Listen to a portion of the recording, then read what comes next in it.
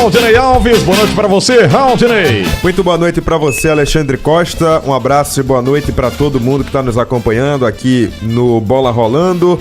Vamos embora atualizar esse dia do esporte que foi movimentado na Ilha do Retiro. Estivemos lá hoje à tarde para acompanhar uma longa entrevista coletiva com a presença do presidente Yuri Romão e membros das empresas jurídicas que o esporte contratou para tratar da recuperação judicial e também para falar sobre a questão do retrofit. O esporte teve a aprovação do projeto de reforma na Ilha do Retiro. A gente vai destrinchar um pouco mais do que foi conversado com a imprensa na tarde de hoje. Começando com a situação da recuperação judicial. Sim. O esporte, como boa parte das pessoas sabem, está passando por um processo de recuperação judicial, tem um passivo muito alto e aí está tentando negociar essas dívidas com os credores.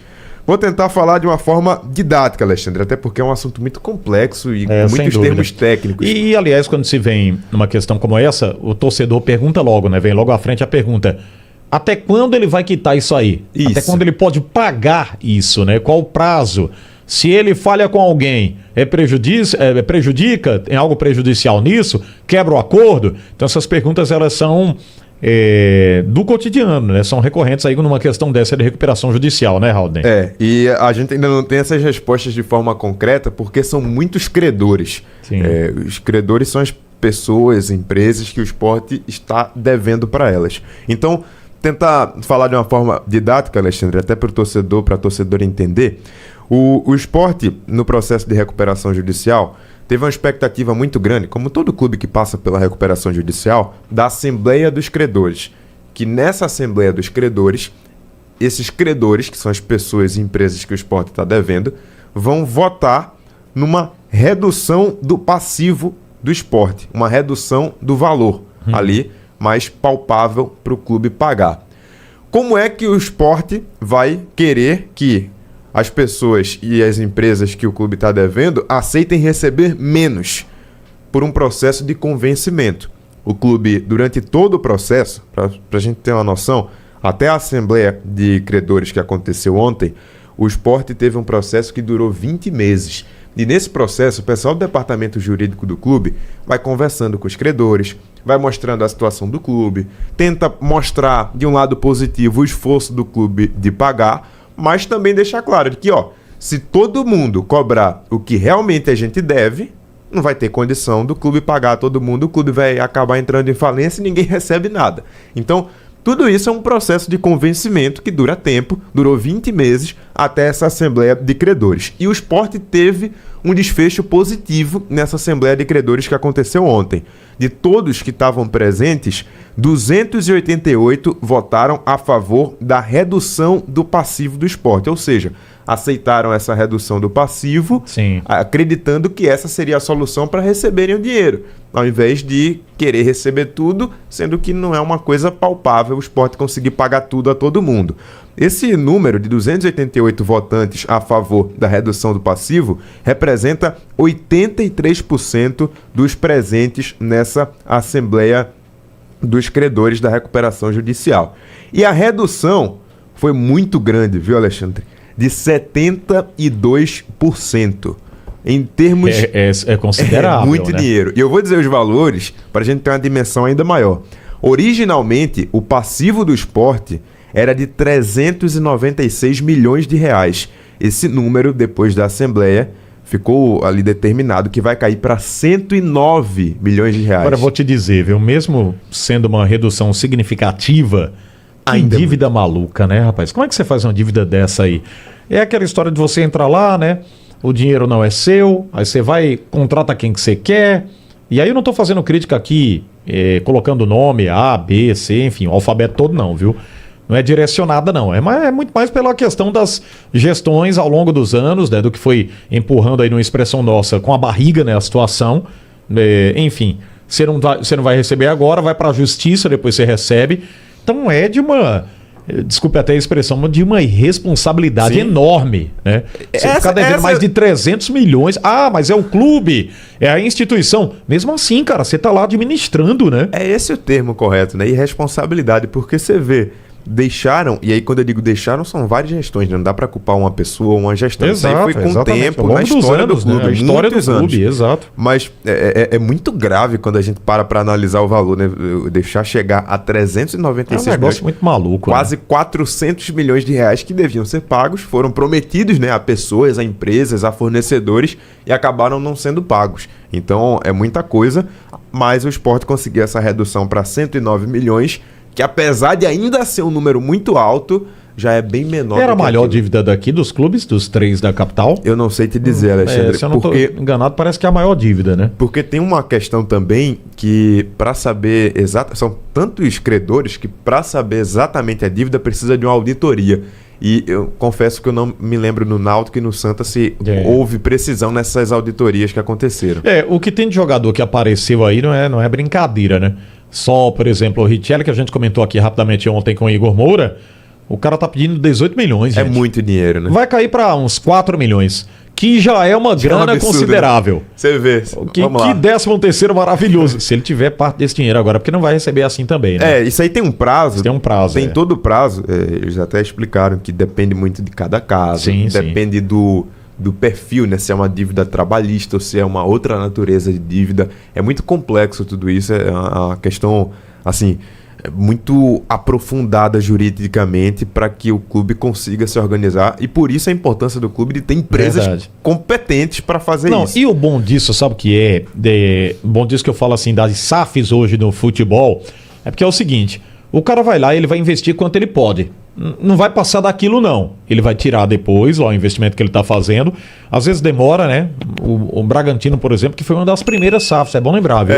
Porque o Bragantino foi comprado lá pelo RB, o grupo RB, mas colheu frutos, vendeu jogadores, trouxe jogadores também, não fez loucuras em orçamentos, fez elencos competitivos, porém enxutos, né? Elencos num teto, numa filosofia de trabalho. Sem ser uma torneira aberta, né? Gastando aí atabalhoadamente. Mas enfim, não existe um negócio desse. Você pegar, porque é o clube, eu vou contratar. Vai trazer quem agora? Vamos trazer um exemplo aqui, viu? Que ele já se aposentou. Vamos trazer o Riquelme, lá do futebol argentino. Tá aposentado já, viu, gente? Joga mais não. Mas é só exemplificando. Não tem como. O que acontecia muito... Tipo o Corinthians aí, quer trazer Sérgio Ramos, né? Pediu 4 milhões. É uma loucura, gente, isso aí. O que acontecia muito com os nossos clubes, hoje, pelo menos, acontece bem menos, era contar com dinheiro que ainda não tinha entrado em caixa. Exatamente. E também, Raulney, fazer elenco e não obteve o êxito, não atingiu lá o êxito, que é subir de divisão, ganhar um campeonato, uma Copa do Nordeste, como exemplo aqui, né? Um campeonato pernambucano, que já é uma cobrança aqui da torcida local, aí campeonato Copa do Nordeste, aí vamos lá, não chega numa reta final de Copa do Brasil, de repente vai se desfazendo do elenco, falta dinheiro, vai lá na justiça que tu recebe. Uma hora ele vai receber. E aí vira uma bola de neve. É uma bola de neve. Porque se você não paga, começa a gerar juros. Isso é tipo um banco, né? Você vai lá, tira o dinheiro do cheque especial, fica lá olhando, mas eu tô devendo só isso. Quando você vai no final do mês, tá o triplo lá do que você deixou, você tirou lá do banco. Deixou não, né? Tirou e ficou protelando para pagar. É o que acontece com os clubes. Isso aí não é só especialidade, né? Ou não é exclusivo, não é exclusividade de Sport, Náutico, Santa Cruz, não. Por exemplo, agora a Lusa, né? A portuguesa, 480 milhões, gente. Muita Foi coisa. A dívida trabalhista dela. 480 milhões a dívida total da portuguesa, que virou uma SAF agora. E o grupo de investidores está pagando aí. Tem um grupo, são 4 grupos, né? E esses 4 grupos, cada um ficou com uma parte. Um com a estrutura, estádio, time e o outro com a dívida, o passivo. Resumindo, Haldner, é absurda a situação. É verdade. Até para ilustrar isso que você falou, o presidente Yuri Romão, nessa coletiva, segundo ele, quando a gestão assumiu, era ali em torno de 320 milhões a dívida. Eu confesso que eu não tenho o número exato aqui, mas era em torno de 320 milhões. Só por juros, só por correções com o tempo, chegou à marca dos 396 milhões. Então, é exatamente isso que você está dizendo. Chega um certo ponto que são tantos credores, são tantas dívidas, que elas, por si só, começam a aumentar. Você não precisa nem ficar devendo a mais ninguém, porque já tem muitos juros correndo, já tem muita coisa aumentando esses valores. Agora, chama a atenção o fato de que, mesmo com a redução, ainda é um número muito alto. São 109 milhões de passivo, mesmo após as negociações. O presidente Yuri Romão do Sport foi perguntado sobre como o clube vai tirar dinheiro para pagar essas dívidas. Vamos ouvir. A capelinha lá da São Félix, ela vai me ver bastante esse ano. Mas brincadeiras à parte, a gente, dentro do isso que eu já tenho dito, né, acho que até você mesmo lá no Embolado eu disse isso, a gente tem um aumento de receita esse ano, até por estar na Série A, mas o nosso orçamento ele é um orçamento bem apertado, bem justo, por isso mesmo a gente não vai conseguir fazer loucuras esse ano, né? Eu já não sou de fazer loucura, e agora que não vou mesmo. Então a ideia é de tentar maximizar o que for possível de monetizar ainda mais a futebol, enfim, toda essa estrutura do clube, tentar aumentar a nossa receita e manter em dia, principalmente, como eu falei, esse primeiro ano, que é um ano mais pesado, todas as obrigações. Então é por aí, Daniel. Tem muito o que dizer. É manter em dia. Está dentro do nosso contexto, tá? Assim, não é nada que vá tirar o sono, mas também não é nada que vá nos deixar acomodados diante desse desafio. Então, disse diversas vezes em várias entrevistas, os desafios para 2025 são muito maiores do que foram até agora, por conta do próprio desafio da Série A, né? Mas também a questão de pagamentos com credores. Tá, então, um trecho dessa entrevista longa, coletiva do presidente do Sport, Yuri Romão. E nessa entrevista coletiva também, Alexandre, veio à tona a questão da SAF. Como ficaria a SAF chegando no Sport? E aí, uma informação que vale a gente destacar aqui. O Sport não necessariamente busca um investidor para a SAF que vá arcar com o passivo. O clube trabalha também com a ideia do investidor da SAF chegar e tratar só do futebol, enquanto o passivo ficar com a instituição. É um fato curioso, porque quando a gente fala em SAF, na maioria dos clubes do futebol brasileiro, se espera que o investidor chegue para arcar com o passivo, arcar com as dívidas e começar o investimento de fato no futebol. Hoje ficou claro que o clube pretende conversar e negociar isso com o investidor, porque o clube entende, e aí faz sentido também o outro lado da moeda. Sim. A partir do momento que o investidor, quando for comprar a SAF do Sport, vai precisar pagar o passivo, o valor da SAF cai. Né? Isso é verdade. Porque desvaloriza, né? Eu vou pagar o valor X, mas vou ter que arcar com as dívidas, então não vou pagar o valor X. O clube vale X, mas eu tenho que pagar as dívidas, então eu vou pagar metade de X. Com as dívidas mais reduzidas, um clube mais enxuto, né? A gente pode colocar assim, sem dúvida o valor de mercado fica melhor, né? Exatamente. E a tendência é essa, né? O Sport já estava anunciando aí desde o ano passado que poderia também entrar nessa da SAF. Embora haja uma resistência enorme de alguns, mas o estatuto foi modificado e propicia isso hoje também para o lado do esporte, né, Haldney? Exatamente. Só uma informação sobre o retrofit. O retrofit, que é aquela reforma geral, um processo mais profundo de modernização da Ilha do Retiro. A ideia do clube é conseguir um parceiro para viabilizar essa reforma, para investir no esporte, um parceiro imobiliário, e o clube ter a condição de poder fazer uma reforma. Não deram prazos, mas o esporte deu um passo a mais com a aprovação. Vai ficar faltando apenas a aprovação da prefeitura como uma obra normal. É bem mais simples esse próximo passo, até que o esporte tenha autorização para fazer esse retrofit, que é como é chamada essa reforma mais profunda, essa reforma mais geral na ilha. Muito bem, você tem alguma novidade aí de contrato? Até porque o Pepa já começa a organizar o time para o ano que vem. E como o presidente falou aí, quando ao término da eleição queria contratar de 10 a 12, não é isso? 10 a 12 jogadores. Tem alguma informação aí, Haldney, desses nomes que estão sendo ventilados do mercado ou não? Alexandre, o que se sabe de concreto, e que eu acho que vale dizer aqui, é a questão da renovação com o Lucas Lima, né? Eu sei que você perguntou sobre outros nomes, mas é tudo ainda no campo da especulação. Sim. Mas o que se sabe é que Lucas Lima já recebeu uma proposta para renovação do contrato. E aí o clube, o Sport, está esperando esse retorno. até por causa de um reajuste salarial, natural isso, o Sport conseguiu acesso, vai ser um time de Série A do Brasileiro.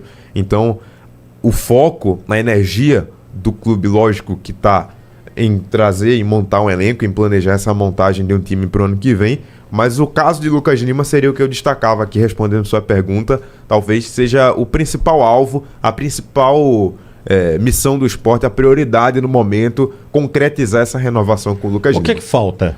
Falta ele aceitar a proposta feita pelo Sport. E aí gira em torno, você tem mais ou menos essa informação de quanto por cento em cima do salário? Não tenho a informação exata do valor, mas vai ter reajuste. Isso aí é fato. E aí vamos lá, vamos pro ponto que deve ser debatido também.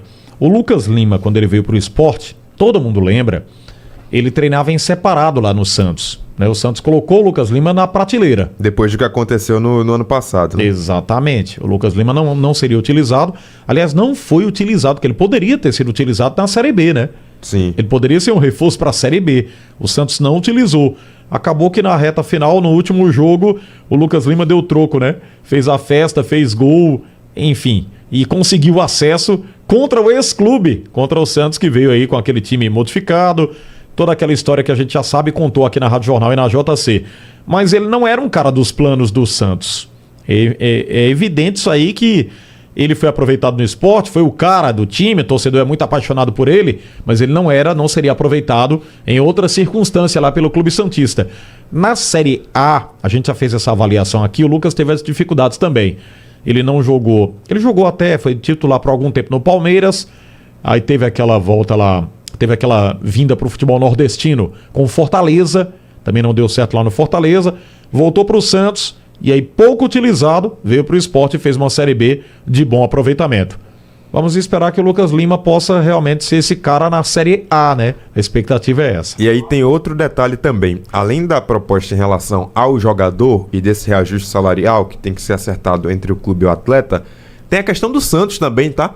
Lucas Lima ainda tem contrato com o Santos até abril. Abril é começo do ano. Mas para o Sport ter ele de forma definitiva em janeiro, vai ter que ter algum tipo de negociação com o Santos. O Santos não vai querer, mesmo não contando com o Lucas Lima para o ano que vem, abrir mão de um atleta que tem contrato gratuitamente. Vai querer uma compensação financeira para isso. Então são dois lados aí, duas vertentes que o Sport está tendo que negociar.